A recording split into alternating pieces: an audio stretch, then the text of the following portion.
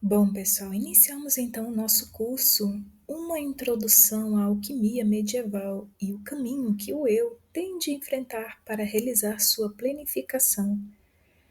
Bom, de início, né, a gente já começa pela fase mais tremenda, mais obscura que é a Nigredo. Bom, eu acredito que vocês já devem ter ouvido sobre a introdução do curso, né, como ele vai funcionar, quantas aulas vai ter, enfim. Então aqui eu já vou passar direto para o assunto. Então, nós estamos na aula número 1, né, que é, é o estado inicial de transformação, mais conhecido como Nigreda. Aqui a gente está fazendo uma descida, né, ao mundo dos Hades. Então, a primeira fase, né, é representado pela Nigredo. Eu coloquei essa mulher aqui com a mão na cabeça, né, no estado aqui de confusão mental, de desorientação, que é o estado da Nigredo. E aí, pessoal, aqui eu coloquei algumas informações do que a gente vai ver nessa aula, dentre outras coisas. Por exemplo, a gente vai ver as fases da alquimia, o simbolismo da Coniunctio, que eu costumo chamar de Conictio, que é mais fácil falar, que é o simbolismo da união dos opostos. A gente vai ver também sobre o estado de morte da Nigredo, que é chamado de putrefactio, ou seja, depois que ocorre a união dos opostos, ocorre esse estado de morte. E também a gente vai ver sobre o confronto com o inconsciente, um pouquinho, né? Que de fato o confronto com o inconsciente é, na verdade, a união dos opostos na Nigreda. Bom, pessoal, em todas as aulas eu vou trazer uma informação sobre os alquimistas do ponto de vista de Jung. Como essa aqui é a primeira aula, ela vai ter um pouco mais de informações. Então, aqui Jung comenta que os alquimistas, ao lidarem com a matéria, ou seja, com as experienciações que eles faziam no laboratório, com os elementos alquímicos, com o forno, com o cadinho, Jung comenta que os alquimistas eles acabaram projetando dados do seu inconsciente na matéria. Ele diz o seguinte: o que ele vê, ou seja, o que o alquimista vê ou pensa ver na matéria, são principalmente os dados de seu próprio inconsciente nela projetados. Em outras palavras, ele encontra na matéria como se pertencessem a ela certas qualidades e significados potenciais de cuja natureza psíquica ele é inteiramente inconsciente. Veremos, pessoal, na aula que a gente for estudar Mercúrios, que ele é um dos símbolos principais da opus alquímica. Os alquimistas, por exemplo, ampliavam ao máximo os sinônimos de prima matéria, como também de Mercúrios. Aqui eu coloquei algumas imagens do Mercúrios, né? Porque o Mercúrios ele era visto como uma fase do processo, ele é um símbolo, né, de uma fase do processo ou de várias fases do processo, mas também ele era visto como aquela substância da transformação, a substância arcana da transformação. Aqui eu coloquei algumas imagens de Mercúrios, mas a gente vai estudar com calma esse símbolo, né, e o que ele significa e por que que Jung identificou o Mercúrios com algo do inconsciente. Então aqui a gente tem o Mercúrios como Rebis, que seria o resultado do opus e também o início, né, do processo alquímico. Aqui a gente tem o Mercúrios aqui no canto como Cênix, o Hermes Cênix, que é aquele senhor alado. O Mercúrios, quando a gente for estudar, a gente vai ver que os alquimistas faziam uma analogia do Mercúrios com o Espírito Santo. Nós temos aqui o Mercúrios como quinta essência, como substância, como matéria-prima, como resultado do opus, como eu já falei. Enfim, a gente vai ver que o Mercúrios ele tem mil e uma utilidades na alquimia. Ou seja, essa questão, pessoal, da ampliação dos sinônimos, como a gente vai ver no decorrer do curso, dos símbolos, a ampliação do que seria prima matéria, do que seria o Mercúrios. Jung comenta o seguinte: a amplificatio é recomendada sempre que se trate de uma vivência obscura, cuja vaga insinuação deva ser multiplicada e ampliada através de um contexto psicológico a fim de tornar-se compreensível. Então, era isso que os alquimistas faziam, né? Eles tinham uma vivência obscura, né? Através da matéria, eles tinham uma vaga insinuação do que seria mais ou menos aqueles símbolos que vinham, né? A qual eles formulavam os símbolos alquímicos e eles ampliavam o máximo possível para que esses conteúdos tornassem compreensíveis para eles. Primeiramente, pessoal, é importante a gente compreender que a alquimia ela se divide em duas partes. Uma parte é a prática, que é a prática do laboratório, os fornos alquímicos, os elementos, as transformações que ocorriam nesses elementos alquímicos. E uma outra parte é chamada de teoria. Essa parte da teoria é praticamente os livros, é a construção filosófica em torno do conhecimento que eles acabaram adquirindo, né, em torno dessas projeções na matéria. São as sentenças que os mestres escreviam, que estruturavam, né, todo esse conhecimento, eles eram estruturados em forma de teoria. Inclusive, essa questão da amplificação dos sinônimos, dos símbolos, essa questão da amplificação faz parte da teoria da alquimia. Então, Jung comenta: essa amplificação, ou seja, essa amplificatio, constitui a segunda parte do opus, sendo concebida como teoria pelo alquimista. Originariamente, a teoria é filosofia hermética, ampliada desde o início pela assimilação de ideias dogmáticas cristãs. Na alquimia ocidental dos primórdios, os fragmentos herméticos eram transmitidos em sua maioria pelos originais árabes. Um contato direto com o corpus hermético só foi estabelecido na segunda metade do século XV, quando o manuscrito grego do corpus hermético chegou da Macedônia à Itália, traduzido para o latim por Marcílios Fitinos. Ou seja, pessoal, aqui a gente chega a uma conclusão de que a parte da teoria é praticamente filosofia hermética. E aí é necessário a gente lembrar, né, o que é o corpus hermético. O corpus hermético é um conjunto de textos que foram escritos por volta do século 100 e 300 depois de Cristo, na então província romana do Egito. Esse conjunto de textos, pessoal, é o resultado de um complexo sincretismo religioso de múltiplas influências, inclusive influências egípcias. Esses textos, eles têm a ver com aquelas leis universais, assim é em cima, assim é embaixo. Dizem que quem escreveu esses textos, né, esse conjunto de textos foi Hermes Trismegistus.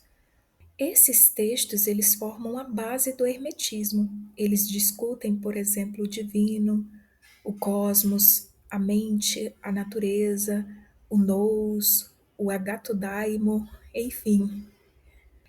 E por curiosidade, pessoal, eu encontrei uma informação interessante que naquela biblioteca de Nag Hammadi, ou Nag Hammadi, foram encontrados textos inéditos desse corpus hermético. Então, eu coloquei aqui que recentes traduções de textos encontrados na biblioteca de Nag Hammadi, chamado de Códice 6, contém ao menos 3 escritos inéditos pertencentes ao corpus hermético. Ou seja, ainda estão encontrando, né, esses textos que foram escritos lá no final da antiguidade. Bom, pessoal, sobre a questão de quando é que a alquimia ela surgiu, né, de fato, bom, eu vi poucas informações nos livros de Jung. Pelo que eu consegui ler, Jung ele informa que ele conseguiu ter acesso a documentos escritos do final da antiguidade, documentos alquímicos, né, datados do final da antiguidade. Inclusive, ele até cita um alquimista chamado de Zósimo, um alquimista do século III depois de Cristo, ou seja, ali do final da antiguidade. Esse alquimista, ele tem bastante informações sobre esse processo alquímico. Mas a alquimia mesmo, pessoal, só veio a florescer na Idade Média, ali por volta do século XV foi o seu ápice, assim, por assim dizer. Mas existem outros alquimistas ali entre a Idade Média e a Idade Moderna. Por exemplo, Dorneus, do século XVI, é um alquimista bastante interessante que Jung utiliza muito os textos dele, e a gente vai ver no nosso curso sobre esse alquimista, que ele também foi médico, assim como Jung, ele foi um filósofo, foi psicólogo, enfim. E aí Jung comenta que a decadência da alquimia se deu na Idade Moderna, século XVIII. Bom, sobre isso, Jung comenta o seguinte: eu trouxe um trecho que fala um pouco sobre isso. Ele fala o seguinte: na antiguidade, o mundo da matéria era preenchido pela projeção de um segredo anímico, que desde então aparecia como segredo da matéria, assim permanecendo até a decadência da alquimia no século XVIII. Jung veio descobrir que esse preenchimento pela projeção de um segredo anímico, o segredo anímico aqui é, na verdade, o segredo da alma, né? Que era projetado, o segredo da psique que era projetado na matéria. Então, aparecia como segredo da matéria. E aqui Jung, ele explica, né, que hoje em dia a gente conhece isso como segredo da psique sendo projetado na matéria. Bom, depois de tudo isso, né, desse trecho um pouco teórico, né, agora a gente entra nas fases do processo alquímico. Bom, são 4 fases, né, pessoal, a princípio. A primeira fase é chamada de melanoses, o enegrecimento. A segunda fase é chamada de leucoses, que é o embranquecimento. A terceira é xantoses, que é o amarelecimento. E a quarta é chamada de iosis, que é o enrubescimento. Mas, naturalmente, né, no decorrer dos séculos, Jung comenta que só restaram três processos alquímicos, 3 fases, né, do processo alquímico. Ele diz o seguinte: a divisão do processo em 4 fases era chamada de tetrameria da filosofia. Mais tarde, por volta do século XV e XVI, as cores foram reduzidas a 3, e a xantoses, que seria o amarelecimento, também chamado de citrinitas, caiu gradualmente em desuso, ou então era raramente mencionada. Então restou apenas essas 3, né, que é chamado de mais conhecida, né, como nigredo, albedo e rubedo. Então, pessoal, iniciamos pelo estado, a princípio, né, o estado mais obscuro, que é o estado da nigreda. Ele é chamado de melanoses, é o enegrecimento. Ele é o início do opus. Bom, quando ocorre a união dos opostos, ou seja, a personalidade consciente se une com a personalidade inconsciente, essa união dos opostos produz um estado inconsciente, um estado inicial chamado de nigredo. Essa união ela é representada geralmente, né, pela rainha e pelo rei. A rainha ela representa a parte inconsciente. O rei representa a parte consciente da personalidade. É claro, pessoal, que isso é devido os textos alquímicos serem escritos por homens, porque quando se trata da psicologia da mulher, isso é diferente. A rainha, ela seria a parte consciente da mulher, né? E o rei, a sua parte inconsciente. Bom, quando ocorre então essa união dos opostos, né? Quando a parte consciente e a parte inconsciente do indivíduo se unem, então ocorre a coincidência de opostos. Essa coincidência de opostos, pessoal, eu gosto de exemplificar ela, eu vejo ela como, de forma figurativa, como um casal de gêmeos. Ou seja, é como se fossem duas crianças, né, gêmeas no líquido materno, no útero, né? O útero aqui representaria o inconsciente, o líquido materno seria as águas do inconsciente. Ou também eu gosto de representar essa coincidência de opostos como as duas energias yin yang, só que não separadas igual tá aqui, né? Diferenciadas, né, por assim dizer, mas no estado de indiferenciação. Aqui, essas energias, né, ou seja, a parte consciente e inconsciente, quando se unem, elas ficam nesse estado aqui do dragão, que é um estado de indiferenciação. É um estado primitivo, por assim dizer.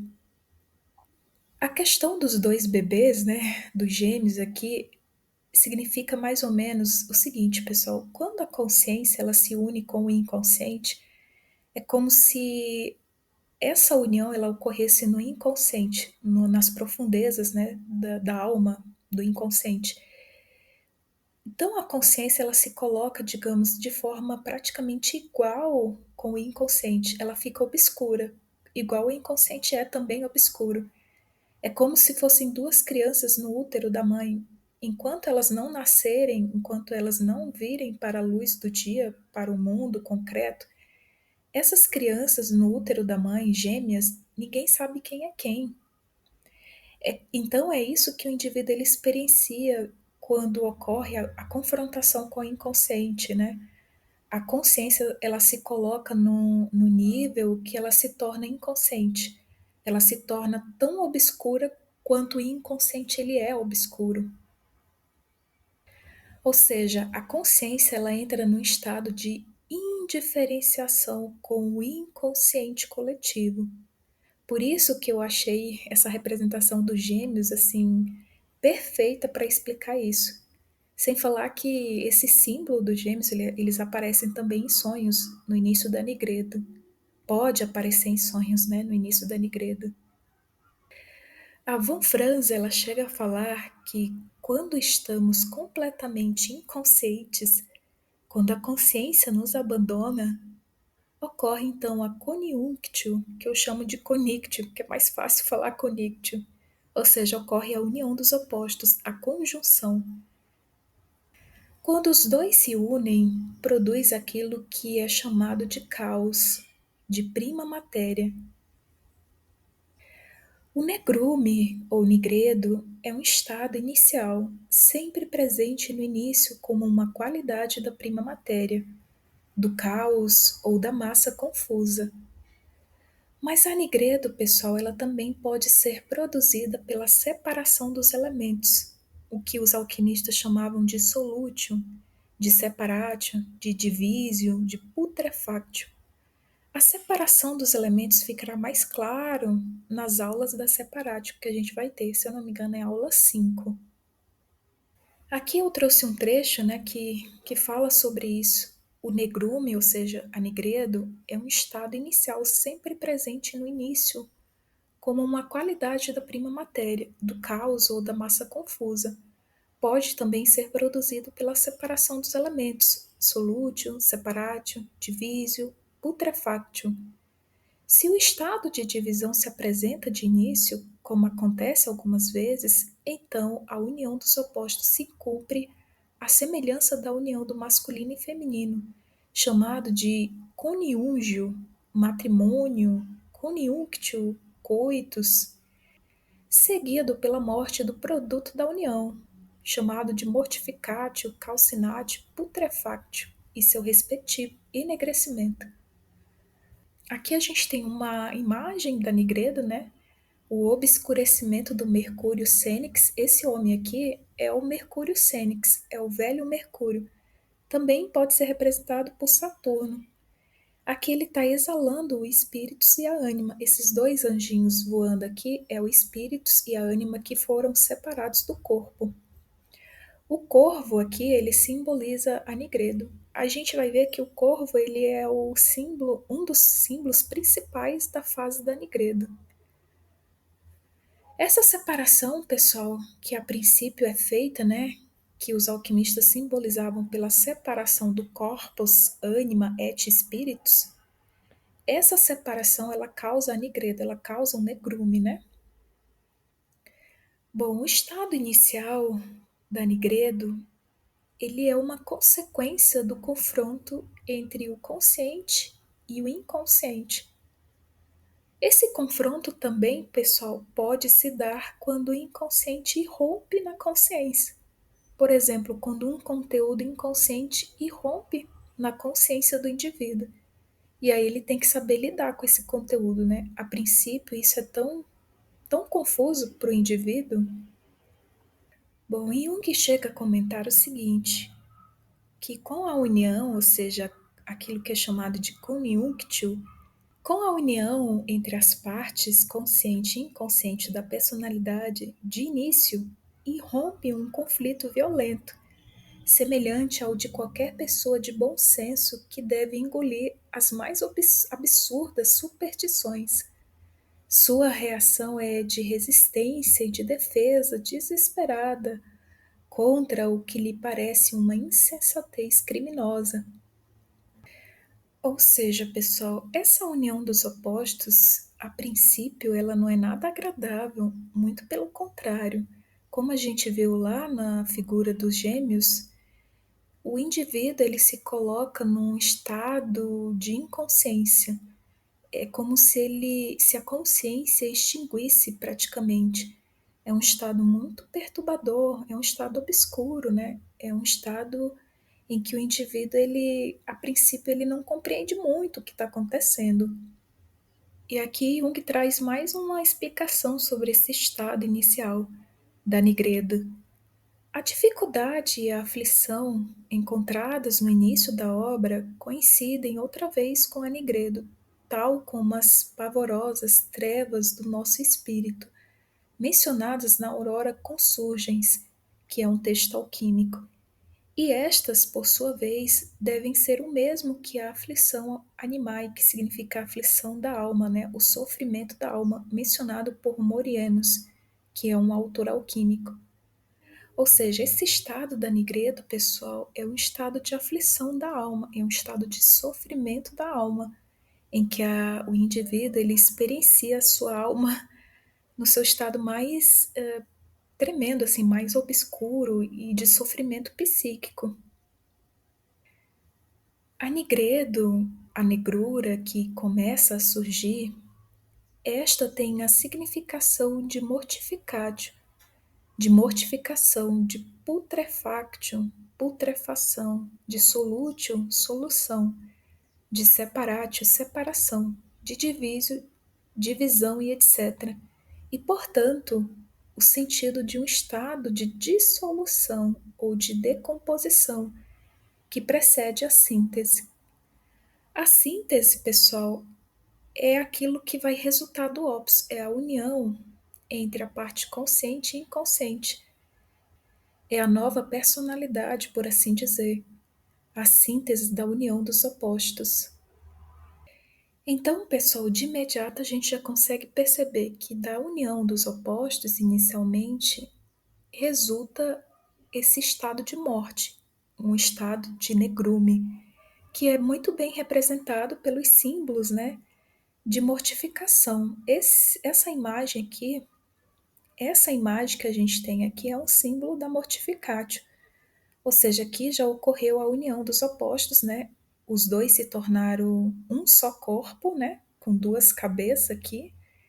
E eles estão passando pelo forno, né? Que é uma espécie de mortificação. Aqui, pessoal, essa imagem representa muito bem o estado que o indivíduo ele se encontra na Nigredo. É um estado assim que parece que tudo vem à tona, sombra, complexos, coisas do passado, reminiscências da infância que não foram significadas, tudo vem à tona. É um estado de morte mesmo, praticamente. Por ser a negrura princípio e ponto de partida da obra, compete a ela grande importância. Ela é designada simplesmente como corvo. Tem um trecho aqui que um autor fala o seguinte, um autor alquímico antigo fala assim: quando vires tua matéria tornar-se negra, alegra-te, pois isso é o princípio da arte. A cabeça do corvo é a origem da obra. É interessante, né, porque o alquimista ele se expressa dessa maneira, né? Quando vires tua matéria tornar-se negra, alegra-te. Mas a princípio é muito difícil o indivíduo alegrar-se com esse estado de morte. Mas a gente vai entender por que ele fala assim, né? Por que ele fala desse modo. Mas antes disso, a gente vai ver alguns símbolos alquímicos dessa conjunction, dessa conjunção entre as partes, entre o consciente e o inconsciente. Por exemplo, aqui a gente tem um símbolo bastante diferente, né? Onde a conjunção dos opostos ela é representada pelo dragão que envolve a mulher no sepulcro. Notadamente aqui, pessoal, o dragão ele é o inconsciente, ele representa o inconsciente, que praticamente envolve o indivíduo, né, no estado obscuro. A conjunctio, a união dos opostos, também pode ser representada aqui pelos dois animais em luta. Eles estão brigando, né? Eles estão em luta. Isso representa, pessoal, o seguinte, porque no início, né, há uma grande resistência da parte consciente da personalidade em ver, né, em se aprofundar nos conteúdos inconscientes. Essa primeira união dos opostos, ela é uma união conflituosa, onde as partes, elas, na verdade, elas se repelem, porque existe muita resistência da parte consciente e também o medo, né? Existe muito medo de início. Então isso é representado pelo o leão sem asas e o leão com asas, ou o dragão com asas e o dragão sem asas. Tem uma das aulas que eu explico, né, essa questão, por que que um tem asas e o outro não tem. Bom, a conjunção da união, né, dos opostos também pode ser representada pelo rei que dissolve na água, ou por outras coisas mais. Essas outras coisas mais, pessoal, é a união na forma do coitus, né, do coito, que de início, né, é representado por essas imagens meio eróticas, né, mas Jung fala que não deve ser visto, né, enxergado dessa maneira, mas sim como símbolos, né, símbolos da união dos opostos, da parte consciente e inconsciente da personalidade. O coitus também, pessoal, é representado por essa imagem aqui, onde o leão mergulha a cabeça na lua, dentro do vaso alquímico. A lua aqui, notadamente, é o inconsciente, né? E o leão representa a consciência predominante no indivíduo, que mergulha, né, no inconsciente. Também temos a união clássica, né, dos opostos, que é a união entre o Sol e a Lua, e também a união do rei e da rainha. Ou seja, aqui a gente tem uma personificação também, né, das partes da personalidade, da alma do indivíduo, né, a parte consciente e inconsciente.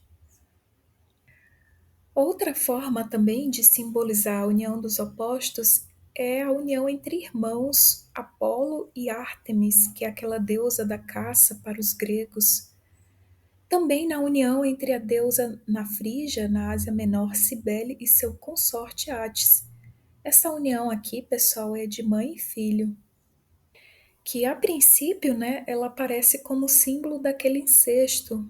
O incesto a gente até comentou na aula do curso, né, a jornada interior, que o incesto ele é um símbolo, né, é um retorno ao inconsciente. Ou seja, essa união com a mãe aqui simboliza o inconsciente. É aquele regresso ao útero materno que Jesus tentava explicar para Nicodemos e Nicodemos não entendia, né? Mas como? Como é que eu vou entrar no ventre da minha mãe depois de velho? Ele não tinha entendido a forma simbólica como Cristo falava, né? Mas aqui seria um símbolo desse renascimento, né? Do retornar ao inconsciente para poder renascer. Aqui nós temos uma imagem da conjunção dos opostos dentro do vaso hermético, né? Ou na água. A água ela é o inconsciente. Essa imagem é do século XVII. É o coitus praticamente, né? Bom, o rei ele representa a consciência dominante, a qual no decorrer do confronto com o inconsciente é engolida por ele, o que produz a nigredo, a saber, um estado de escuridão que finalmente conduz a uma renovação e ao renascimento do rei. Ou seja, pessoal, a Nigredo ela é apenas o início do Opus, ela não é o fim. Então significa que esse processo alquímico, ele tem na verdade uma finalidade, que é a renovação da personalidade do indivíduo, a um patamar, a um grau de consciência mais elevado. Esse renascimento do indivíduo numa nova personalidade é que é simbolizado pela renovação e o renascimento do rei. Isso também vai ficar mais claro nas aulas seguintes. Bom, aqui a gente tem mais símbolos, né, sobre esse estado, essa união que ocorre entre as partes da personalidade. Por exemplo, o banho, o mergulho, a inundação, o batismo e afogamento, tudo isso são símbolos alquímicos que simbolizam o estado inconsciente e, por assim dizer, a encarnação do si mesmo, ou, expresso mais exatamente, aquele processo inconsciente pelo qual o si mesmo renasce, ou, respectivamente, passa para o estado de poder ser percebido. Este é então designado como filhos régios, como filho do rei. Aquele que preparou o banho é o Fênix Draco, o velho dragão, como diz o texto. O velho dragão representa um ser primitivo que mora nas cavernas da Terra, isto é, em linguagem psicológica, uma personificação da alma instintiva, que geralmente vem simbolizada por répteis. Parece que com isso as concepções alquímicas querem exprimir que o próprio inconsciente prepara o processo da renovação. Bom, aqui Jung comenta que esse estado inconsciente, que é simbolizado por tudo isso que a gente vê, o mergulho, inundação, batismo, afogamento, isso quer dizer, pessoal, a encarnação do si mesmo. O si mesmo aqui é aquela união dos opostos no seu estado harmônico. É a síntese da união dos opostos. Jung fala que isso é expresso mais exatamente pelo aquele processo inconsciente pelo qual o si mesmo renasce. Ou seja, essa nova personalidade, pessoal, esse novo renascimento, do qual até Cristo falava dele, né?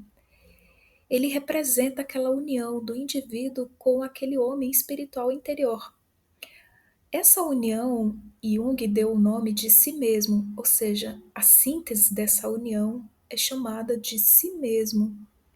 É como se o indivíduo ele atingisse, digamos assim, aquela essência divina e ele conseguisse expressar o seu eu mais autêntico. Por isso que Jung fala aqui que tudo isso, todos esses símbolos alquímicos simbolizam o estado inconsciente e, por assim dizer, a encarnação do si mesmo, ou expresso mais exatamente, aquele processo inconsciente pelo qual o si mesmo renasce, ou, respectivamente, passa para o estado de poder ser percebido pelo indivíduo. É nesse momento que o indivíduo percebe que ele não é apenas o ego, né? O complexo do eu, mas que existe muito mais ainda para ele conhecer, para ele saber sobre si mesmo. Bom, aqui ele fala também sobre o velho dragão. O velho dragão é uma personificação da alma instintiva. E isso, pessoal, vai ficar mais claro na aula da fase prévia de Mercúrio. A gente vai explorar essa questão do símbolo do dragão e o que ele significa, né, em termos práticos. Como é que o indivíduo ele pode identificar isso interiormente, né? O estado de confronto com o inconsciente, ou seja, a descida aos Hades, é caracterizado pelo perigo de uma inundação fatal pelo inconsciente, que nos piores casos é de natureza psicótica, isto é, na eventualidade da consciência não conseguir captar nem intelectualmente, nem moralmente a irrupção dos conteúdos do inconsciente.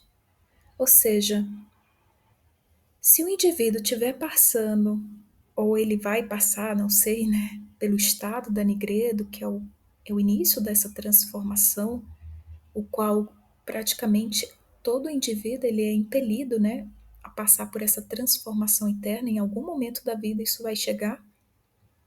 Se o indivíduo ele passa por esse processo e ele não compreende, ele não consegue captar, nem intelectualmente, nem moralmente, o que é esse estado da Nigredo, esse estado de transformação, então Jung fala que ocorre esse perigo, né, de uma inundação fatal pelo inconsciente. Ocorre o perigo de acontecer, né, um surto psicótico ou no caso de uma doença mental também. Jung comenta mais sobre esse perigo, né? Ele diz o seguinte: isto quer dizer que a consciência, ao avançar por regiões desconhecidas da alma, é dominada pelas forças arcaicas do inconsciente, espécie de repetição do abraço cósmico do nous e da physis. A meta da descida no mito do herói é caracterizada de um modo geral pelo fato deste aventurar-se numa região perigosa, que é simbolizada pelas águas abissais, pela caverna, floresta, ilha, castelo e etc. Então, a meta da descida no mito do herói é caracterizada de um modo geral pelo fato deste aventurar-se numa região perigosa, onde poderá encontrar o tesouro difícil de ser alcançado. Esse tesouro ele é simbolizado pela Virgem ou pelo elixir da vida, também pela vitória sobre a morte e etc. Esse tesouro, pessoal, difícil de ser alcançado, é de fato, né, aquilo que o inconsciente tem de oculto. Os alquimistas eles descobriram que o inconsciente tem algo de espiritual, algo de luz oculto. Só que a princípio, né, ele se apresenta de forma muito obscura. Aqui Jung também comenta, né, sobre essa questão da consciência ela ser dominada pelas forças arcaicas do inconsciente. O inconsciente, a gente viu, né, que ele é representado pelo Hades. Existe ali até o cão, né, de três cabeças, que simboliza essas forças arcaicas primitivas. Essa descida ao Hades, ela é uma espécie de repetição do abraço cósmico do nous e da physis. A physis aqui é a natureza. O nous aqui ele está representando o logos, né, aquele criador do mundo, que ao criar matéria, ele ficou preso na matéria.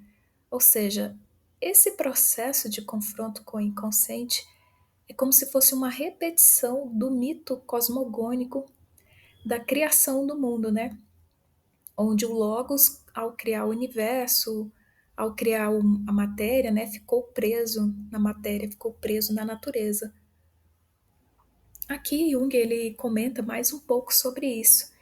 Ele diz: ocorre aqui uma repetição da conjunktio do nous com a physis.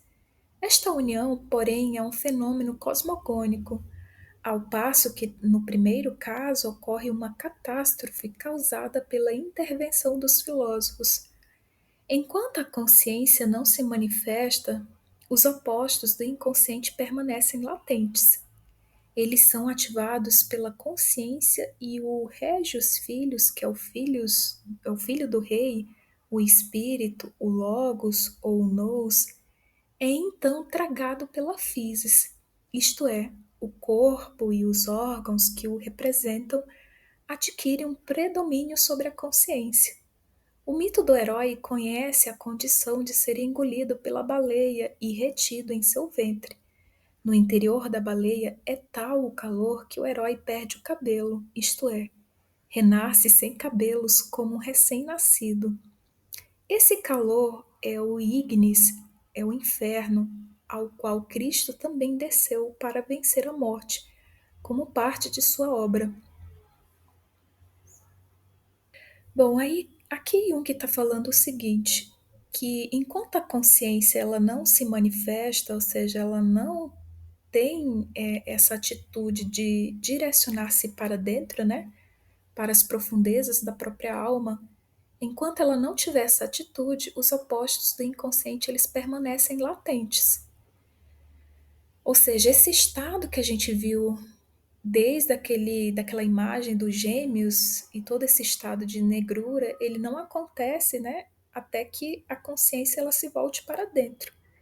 Quando ela se volta para dentro, para o interior de suas profundezas, aí sim ocorre a união dos opostos. Aí esses opostos eles se manifestam da forma mais tremenda possível. É aí que eles são ativados pela consciência. E aí, nesse caso, acontece o que aconteceu nos mitos cosmogônicos. O filho do rei, o espírito, o logos, o nous, que é simbolizado pela consciência, é então tragado pela physis. A physis aqui é a natureza, pessoal. A physis aqui é o inconsciente. Quando, quando a consciência ela se volta para dentro, acontece a mesma coisa que acontecia nos mitos cosmogônicos, onde a consciência ela é representada pelo Logos, o Nous.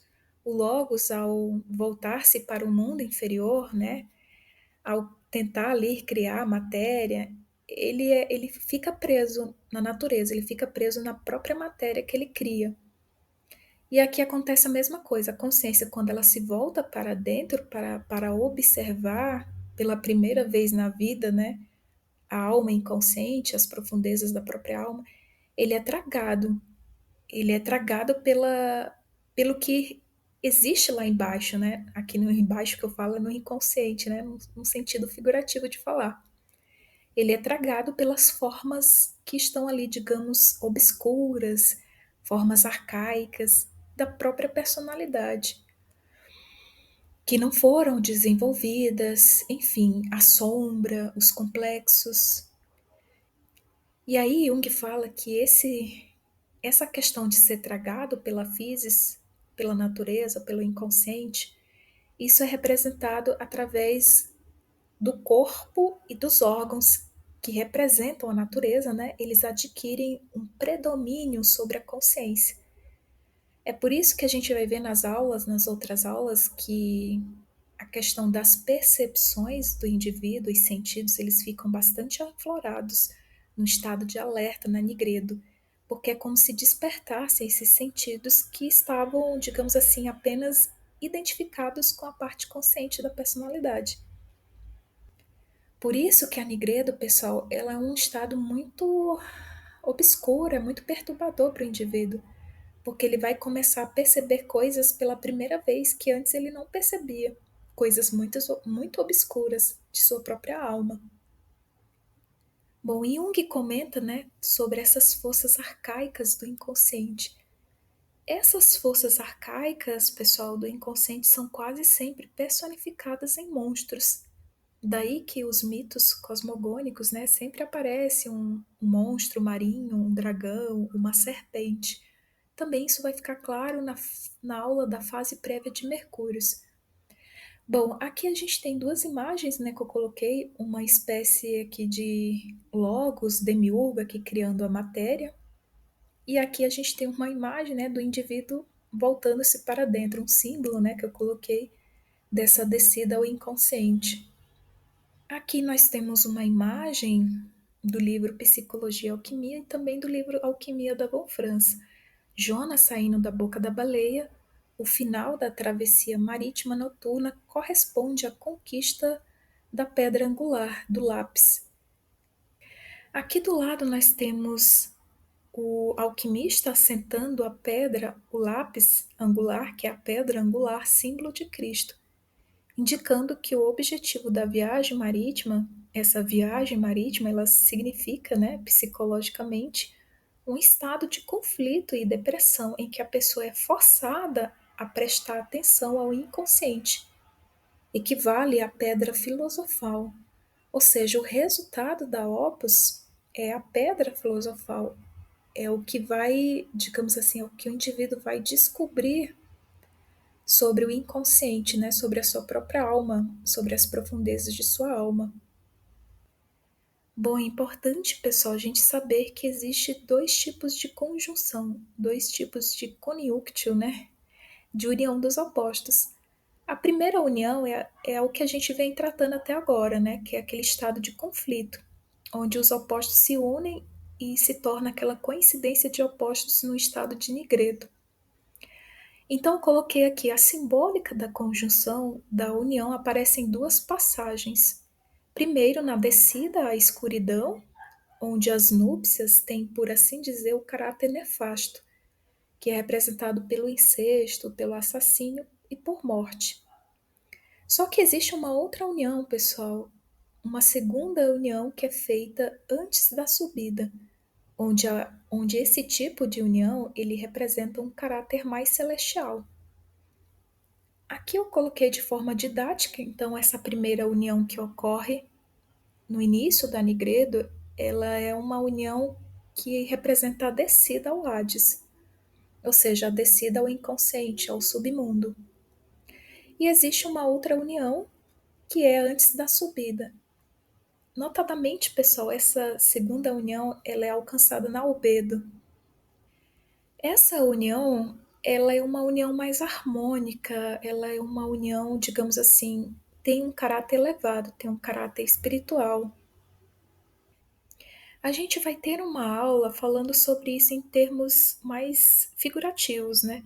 Que é aquelas figuras do livro Rosário Filosoforo, onde a alma extraída do corpo, ela retorna de novo para o corpo, né? Para revivificar o corpo, o que é chamado de ressurreição ou novo nascimento do indivíduo.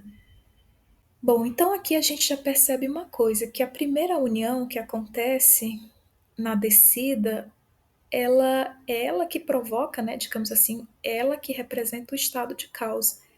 Ela representa aquilo que os alquimistas chamavam de prima matéria. No ser humano, isso é representado pela massa confusa em sua mente. Jung comenta sobre esse estado de coisas, né, dessa união na Nigredo. Não podemos subestimar o tremendo significado do sentimento de se estar perdido no caos, embora se saiba que esse estado é a conditio sine qua non, a condição sem a qual não haverá a renovação do espírito e nem da personalidade. Portanto, pessoal, o estado de caos ele é imprescindível. A Nigredo ela é uma fase necessária. Sem ela não haveria transformação, não haveria a renovação do espírito, muito menos a renovação da personalidade, né? Bom, aqui a gente tem uma série de símbolos que representam esse estado ou de caos, de morte, né, depois da união dos opostos. O consciente é praticamente engolido pelo inconsciente, por isso o estado de morte simbólica. Aqui nós temos o leão como símbolo do inconsciente, do Mercúrio, engolindo o Sol, engolindo a consciência. O Sol aqui representa a consciência. Nós temos o corvo aqui voando por cima do cadáver. Nós temos um cadáver em cima de um caixão coberto, né? E aqui do lado nós temos o cadáver, casal, né? Os opostos dentro do caixão de vidro, ou da casa de vidro, e o Saturno aqui com a perna de pau. Simboliza esse estado de mortificatio. A nigredo é um estado de melancolia, de depressão, que força o indivíduo a direcionar sua atenção, ou seja, sua libido, sua energia psíquica, para o inconsciente. E aqui nós temos de novo a repetição da mesma imagem, né? A união sendo realizada aqui simbolicamente pelo coitus, que é a união do Sol e da Lua, e a mortificatio ou nigredo, a putrefactio, o Sol e a Lua após a conjunção, vencidos pela morte. Tudo isso, pessoal, é um estado psíquico, né, no indivíduo, esse estado de morte, esse estado de melancolia. Aqui eu coloquei de forma bem resumida, né, esse estado de coisas que o indivíduo se encontra na nigredo. O eu se encontra em um estado de confusão mental e melancolia, de tristeza profunda, de angústia. Isso também, pessoal, é devido à carga de energia psíquica que outrora estava projetada para o mundo exterior, agora se volta para dentro para as profundezas do inconsciente, onde reavivam coisas dolorosas outrora que estavam esquecidas, adormecidas no Hades. Aqui eu coloquei duas imagens, né, de duas mulheres aqui, né, num estado de desespero, uma num estado de angústia profunda, que é um estado representativo desse estado da Nigredo, né? É um estado em que o indivíduo, infelizmente, tem que passar, né? Não tem outra saída. É justamente esse estado que produz a prima matéria e que vai ser transformada, né, naquilo que o indivíduo tem de mais elevado em si mesmo, que é o homem interior espiritual, é a essência divina, é a síntese dos opostos, é o si mesmo, o self, enfim, tantos nomes que eram utilizados para expressar essa nova identidade, né, do indivíduo, uma nova personalidade um pouco mais consciente, mais abrangente, a consciência em um novo patamar. Bom, pessoal, a gente encerra essa aula por aqui e na próxima aula a gente ainda continua a falar sobre esse estado de coisas, né? Esse estado da Nigredo, esse estado obscuro.